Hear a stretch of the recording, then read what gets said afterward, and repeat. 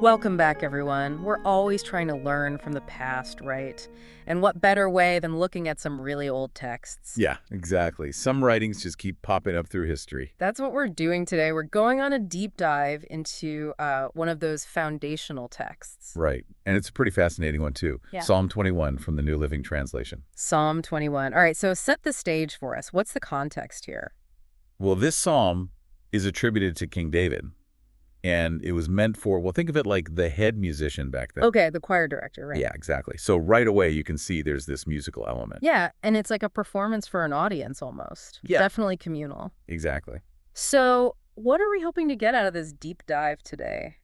Basically, we want to unpack the big ideas in this ancient song and see if anything resonates with people today, Yeah, especially for folks interested in history and how leadership and faith were seen back then. Right. Okay, let's dive in. The first couple of verses, verses 1 and 2, they're full of this feeling of like pure joy. The king's celebrating a victory. Yeah, and he's very clear about who he thanks for, right? He says God gave him his heart's desire. That direct connection is really interesting. It's like his success isn't just because he's a great leader. It comes from something bigger, a higher power. It's this idea of reliance on the divine.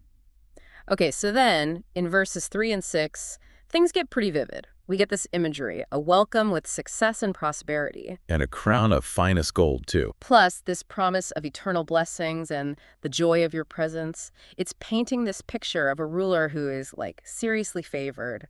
What's all that imagery telling us about their relationship? Well, it's suggesting a link between what the king does, his actions, and the rewards he gets from God. Both material rewards like wealth and spiritual favor. Exactly. And it makes you think about what different cultures throughout history have seen as, signs of a true leader. Then, in verse 4, we hear about the king asking for a long life. And of course, he gets it. This idea of leadership lasting a long time because it's blessed by God, that feels pretty important. Yeah, and if you think about it, back then, a king who ruled for a long time meant stability. Right, so if God makes the leader live longer, it's like a blessing for the whole kingdom. Exactly. Then, verse 5 connects victory with being showered with honor. It's not just about winning a battle. It's about the prestige, the majesty, the authority that come with that victory. You're covered in splendor and majesty. So is this honor solely for the king himself? That's a good question. I mean, it could also be a way of showing how powerful the divine being is. Right, because it was their power that granted the victory in the first place. Exactly. Okay, now verse 7 feels super key. For the king trusts in the Lord. The unfailing love of the Most High will keep him from stumbling. This trust in God, that's like the foundation of everything, of all his success. Yeah, the psalm makes it clear that the king isn't just lucky. His accomplishments are a direct result of his faith. He depends on God's love, and that's what keeps him going, is like trust is the key to his stability and security. Right. But then verses 8 through 12, the tone shifts like a lot. We start hearing about enemies, and the language gets really intense. Yeah, it definitely gets more, more forceful. Talking about capture and a flaming furnace. And even wiping out entire lines of descendants.